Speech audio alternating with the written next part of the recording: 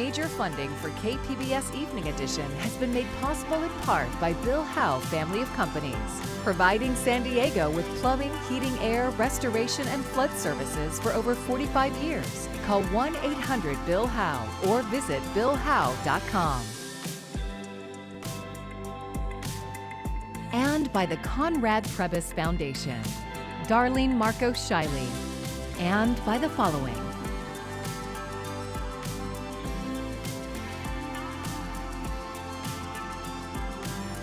And by viewers like you. Thank you.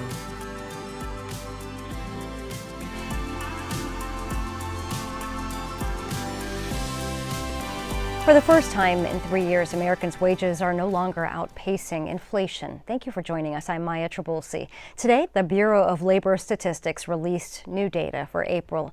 It showed inflation rose to an annual rate of 3.8%, the highest since May 2023. As Michael Yoshida reports, the report comes as new polling shows more Americans are feeling pessimistic about the economy. U.S. inflation rising. According to new Consumer Price Index data from the Bureau of Labor Statistics, in April, prices rose 0.6% from March, driving the annual rate to 3.8%. We have taken such a major step back in the fight against inflation. For the month, gas was up 5.4%, airfare 2.8%, groceries 0.7%, housing costs 0.6%, and fresh fruit and vegetables 2.3%, the highest monthly increase for that category since 2010. There's nowhere to hide here from inflation. Price increases are happening. They're happening quickly. Impacts from the Iran war, including price shocks to fuel and transportation, being felt across the economy and adding to long-standing affordability concerns for Americans. A new CNN poll finding 76% of Americans call cost of living issues their biggest economic problem, with many feeling down on the economy and their ability to pay bills. Food prices are out of control. Everything's gone up, from the beef to the eggs, gas. I definitely don't fill up the whole tank anymore. As Americans deal with higher prices, for the first time in 3 years, their wages aren't keeping up with the cost of living. People who are earning the highest, they're more likely to probably still be outpacing inflation. But the people who are making the least, they have not been for months. And this is only going to be worse for them. Michael Yoshida, KPBS News. Diesel prices are even higher than regular gas across California. Coming up, how that's impacting trucking businesses in the state. San Diego County leaders will soon vote whether to close San Pasqual Academy. KPBS education reporter Katie Anastas has more from the newsroom. San Pasqual Academy is a residential campus for foster youth. It's provided housing, a high school, mental health services, and more since 2001. Changes in the foster care system have meant fewer students are going there. State and federal legislation has prioritized placing kids with family members instead of in group settings. That's meant less state and federal funding for San Pasqual Academy. In fact, the school nearly closed in 2021 when the state said it would no longer direct federal funding to San Pasqual. The county kept it open, but now its $18 million annual budget is mostly paid for with local funding. The county has spent the last few months gathering public input on how best to use the campus. Next week, the Board of Supervisors will vote whether to start a, quote, planned phased wind down of the academy. Chief Administrative Officer Ebony Shelton wrote to the board that current seniors and juniors would be allowed to graduate high school from San Pasqual. Younger students would gradually transition to other schools and homes. The goal would be to place those students with family members or other trusted adults. Shelton says discussions about other uses for the campus would continue as the residential program winds down. The board would get a status update within the year. Katie Anastas, KPBS News. Well, we have some quieter weather building in. That recent spell of heat, especially in the interiors, kind of going away for a bit. Overnight tonight, we'll get down to 59 in El Cajon, 53, Ramona, 61 in San Diego. And again, a pleasant night for most of us. Into Wednesday, you can see we are not highlighting any strong, screaming weather headlines here in Southern California. Comfortable, drier, quieter weather, temperatures returning to near normal. We'll take you into the weekend coming up. The 4th of July is still nearly 2 months away, but one North County city is getting ready to fight illegal fireworks with hefty fines. KPBS North County reporter Alexander Nguyen says the new ordinance has more teeth and makes it easier for police to enforce the law.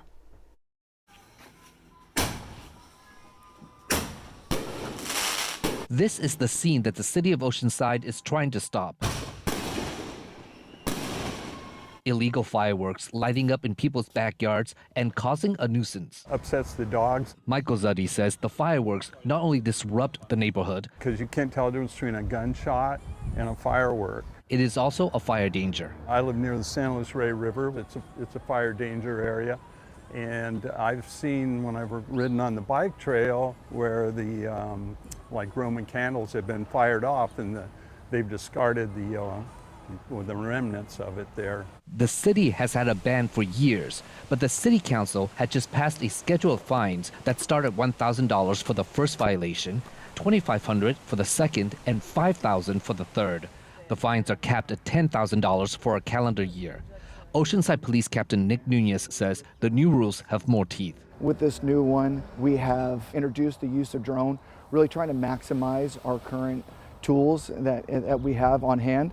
And then we also introduced an aspect of the social host where we can then fine the property owner or the homeowner for the violation as well. Beyond the nuisance and the fire danger, Nunez says there's also a public safety aspect to the ordinance as well. Children getting their hands on these and not knowing how to use them properly and injuring themselves. In February, a 15-year-old boy lost his hand in a firecracker accident. Zuddy hopes the hefty fine will be enough to deter people from lighting up. This would be a deterrent to me. The council still has to take one more vote. If it passes the second reading, the new ordinance goes into effect June 19th. Alexander Nguyen, KPBS News.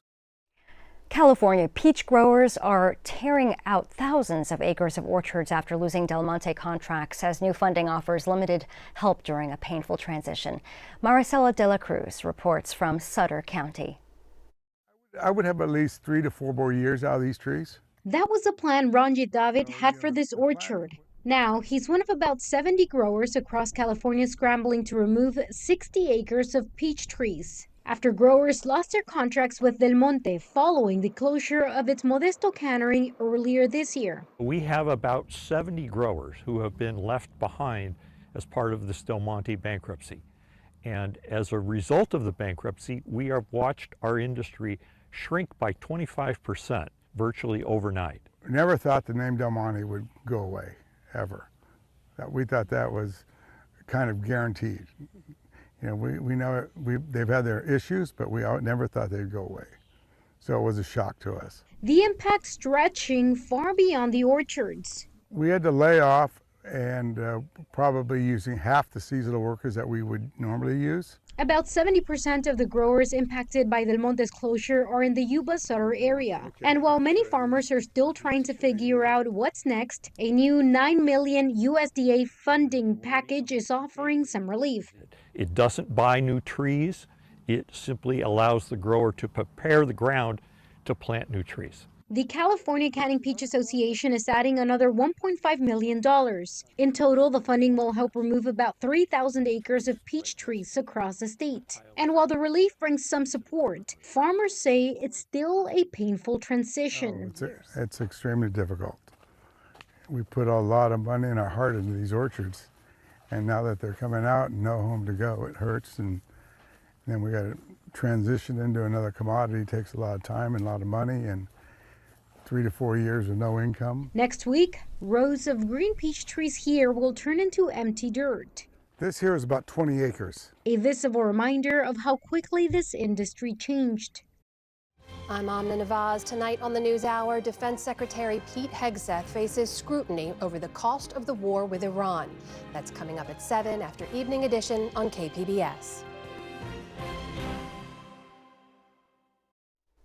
Drugs, once considered off-limits or even dangerous, may soon become legitimate in mental health treatment.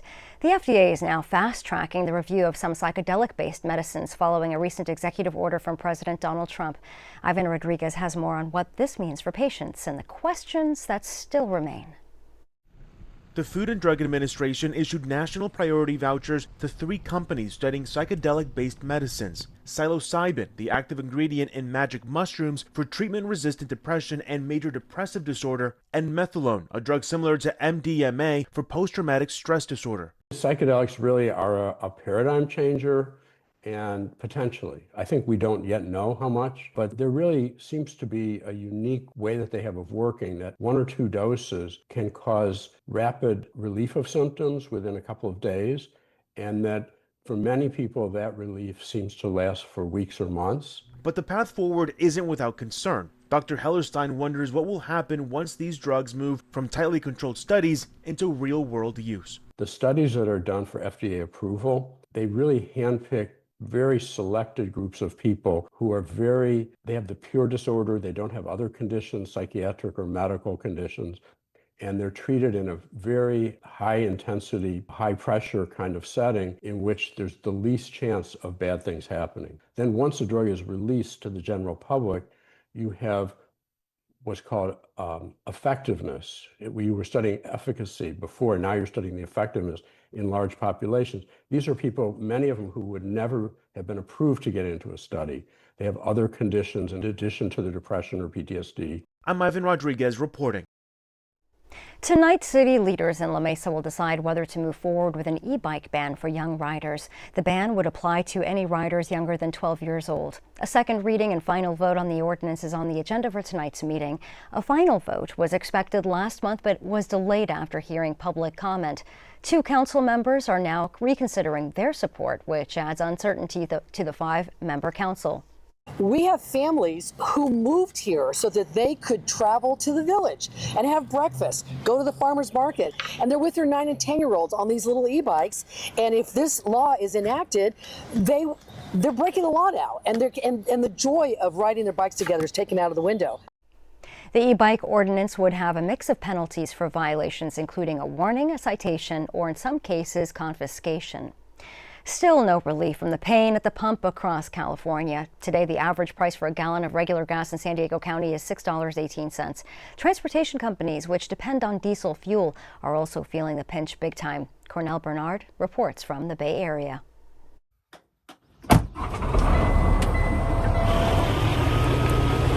Kyle Cameron on the road again in Sonoma County, behind the wheel of his big rig, which is getting pretty pricey to drive. We just drove five, maybe 6 miles, and that cost me $7 plus, $7.50 maybe. Cameron blames the rising cost of diesel. He owns Cameron and Company Trucking, which hauls dirt, sand, and gravel across the Bay Area for road and construction projects. Yep, here we are in Hillsburg paving.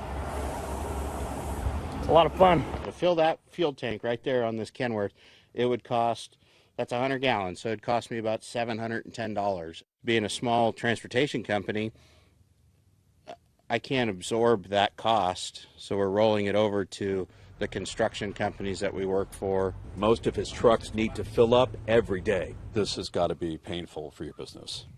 Right.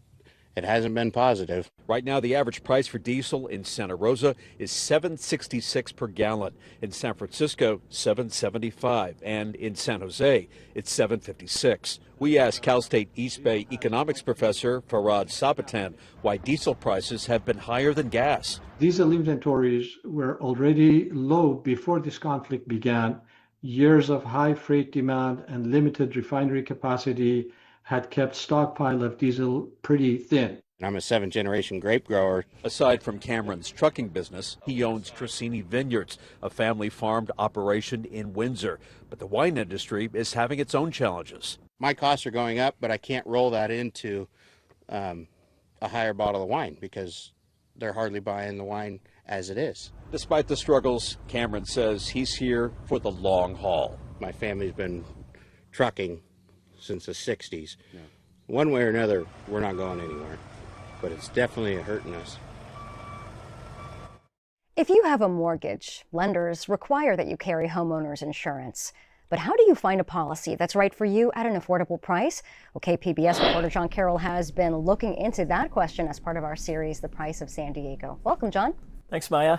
So let's start with how best to find a policy that has the amount of coverage that you need. I know you talked to 2 experts. What did they tell you about that?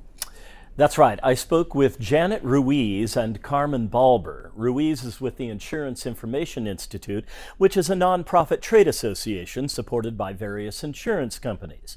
Balber is with Consumer Watchdog. They're a nonprofit that works to protect taxpayer and consumer rights against corporate and political interests, and that includes the insurance industry.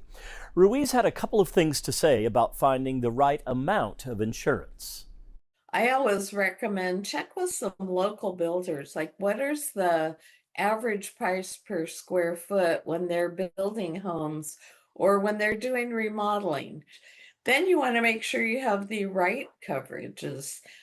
So in the areas like this where there's a lot of wildfire risk area, you want to be sure that you have coverage for extended replacement costs and building code upgrade if you're buying an older home. And when I say older home, 80s homes are in that mix. Some good information there. What cost is always a concern. Seems just about everything is more expensive here in California. What did you learn about costs here versus elsewhere in the country? That's an interesting thing about insurance in California, including here in San Diego County. It's something that's hard to pin down because the cost for you versus me can vary widely. Here's what Carmen Balber had to say about that. If I were to tell you insurance rates went up in California an average of 25% over the last several years, you would be hearing from irate viewers saying, my rate went up 400%. What are you talking about? That number doesn't come close to reality. And so I hesitate to pin one of those numbers on what's going on in the market, just because it's hard to connect that to what an average consumer is feeling. But I can say with certainty that rates have gone up in the double digits across the state for most California homeowners, and many in San Diego County will have felt an even bigger hit because much of the county faces increased fire risk. There are some averages to look at here, though. Ruiz said in 2020 the average annual cost of a homeowner's insurance premium in California was $1,241 versus $1,311 as an average for the rest of the country. She says in 2024 the average cost in California had risen to $1,750 compared to the national average of $1,800. So I'm sure a lot of people watching are wondering, how do I find the best deal on a policy? Of course, and there are a number of things you can do. First, if you live in an area where there is high risk of wildfire, insurance companies, if they agree to cover you, must offer discounts for mitigation efforts. Here's what Balber had to say about that. So I would urge every person who's being told wildfire risk is the reason for increased costs or losing their coverage to find out how much they could reduce those costs, or if it might qualify them if they took steps to make their home more fire safe. Insurance companies aren't recognizing those efforts to scale, and they're not doing enough of it, but there are pockets of opportunity out there if you do wildfire mitigation to save some money. And of course, it does reduce the risk your home burns down. And here's what Ruiz had to say on that topic. If you have higher deductibles, you're going to have lower premiums. So that's always one of the number one ways you can save money on your insurance premium. 2, find out what the discounts are. So if you have an alarm system, a sprinkler system, if you're near a fire department, if your home has wildfire resistant siding and a good roof, and you have your vents covered, all those things can come into play to give you discounts.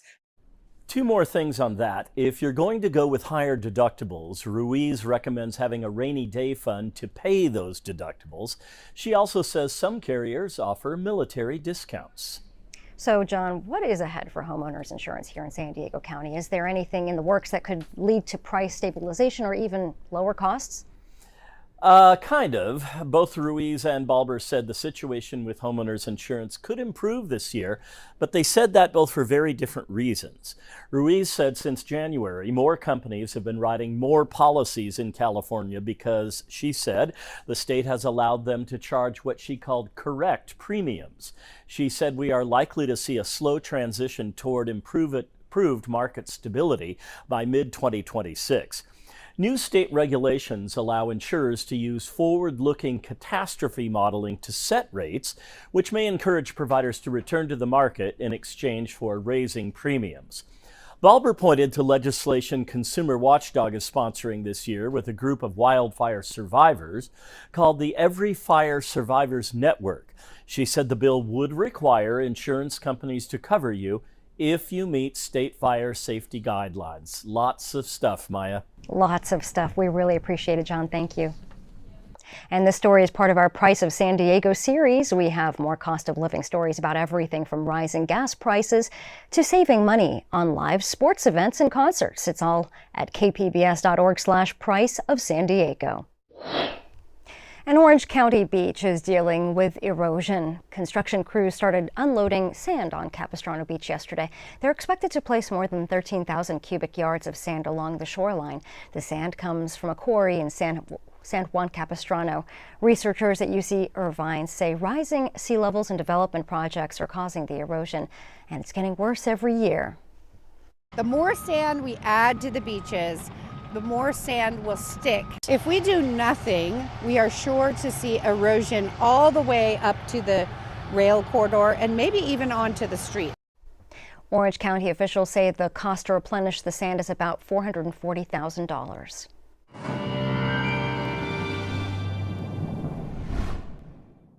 Over the next few days, we're going to be dealing with some more pleasant weather. The heat from the interior is on the way out of here.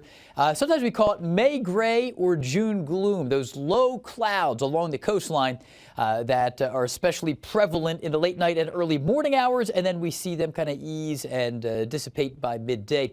That's what we're up against over the next few days. So a little more cloud cover in the morning near the coast. The dry season is taking over. So partly cloudy skies, clouds returning to the coastal areas late at night, low clouds, 61.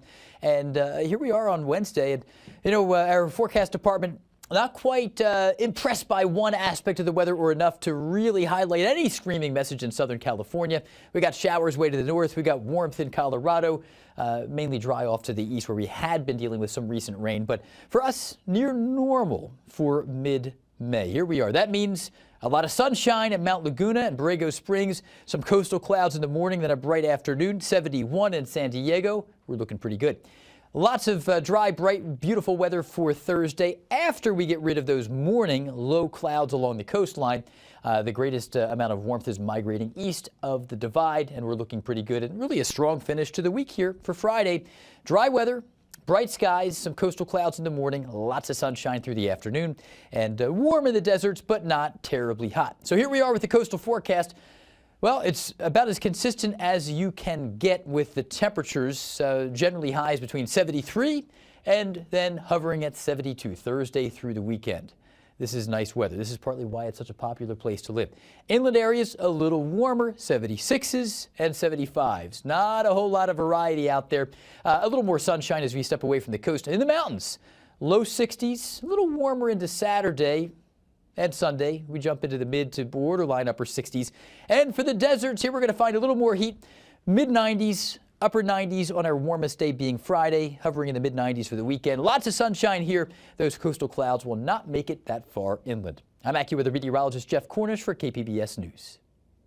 The beloved Barrio Logan restaurant Las Cuatro Milpas is officially reopened at its new location. KPBS video journalist Matthew Bowler says while the food is great, it's the people that make this place special.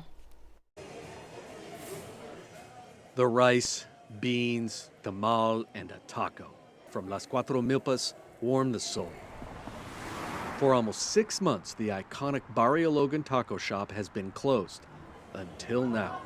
The line stretched down the block and around the corner and just kept getting longer and longer and longer. I grew up on 25th and L Street. That's Barry Thompson. He's been eating at Las Cuatro Milpas for a long time. I remember when the bridge wasn't here. Las Cuatro Milpas was here then too, long before the Coronado Bridge, before Chicano Park, before the 5 freeway.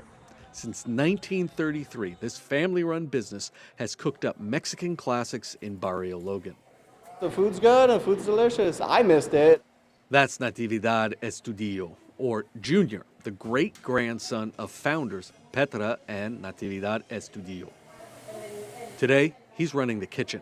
It's a little home for people can come and enjoy and forget all the troubles out there. It's grandmother's cooking, grandmother's food. Handmade tortillas, handmade tamales, rolled tacos, and a massive pot of beans fill the kitchen with delicious smells. All the while, the line grows longer. But retired cook Barry Thompson says that's the real secret. You take your time with it, let it simmer. You put your soul into it, but you take your time with food. You don't rush it, and you don't try to overheat it, overcook it. Let it simmer. Like the man said, you don't get great food without great taste, and you don't get lines this long without the love of a grateful community. Matthew Bowler, KPBS News. Here's a look at what we're working on for tomorrow in the KPBS Newsroom. NPR Morning Edition is covering high gas prices in California, the financial burden that's unique to our state, where costs are among the highest in the country. And KPBS Midday Edition will be talking about Mental Health Awareness Month. You can listen tomorrow at noon on KPBS FM or stream the show online. You can find tonight's stories on our website, kpbs.org. Thanks for joining us. I'm Maya Trabulsi. Good night. Major funding for KPBS Evening Edition has been made possible in part by Bill Howe Family of Companies, providing San Diego with plumbing, heating, air, restoration, and flood services for over 45 years. Call 1-800-BILL-HOWE or visit billhowe.com. And by the Conrad Prebys Foundation, Darlene Marcos Shiley, and by the following.